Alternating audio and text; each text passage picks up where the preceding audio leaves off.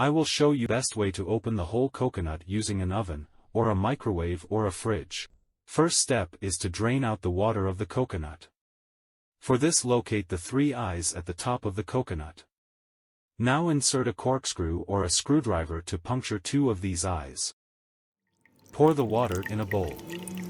See that the water is freely draining out from one hole due to the pressure of air entering the coconut through the other hole. Fully drain out the water into the bowl. Don't discard the coconut water. You may drink this water, which is not only delicious but also a natural source of hydration and electrolytes, minerals and several important nutrients. You can also use this water in smoothies and in cooking recipes. With the coconut water drained, it's time to crack open the shell. For this, heat or cool the coconut to loosen the flesh. Put coconut in fridge overnight or in freezer for 1 hour or microwave the coconut for 4 minutes, in intervals of 1 minute on medium power. I have heated in microwave.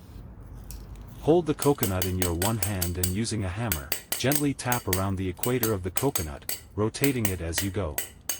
Gradually, the coconut will start to crack.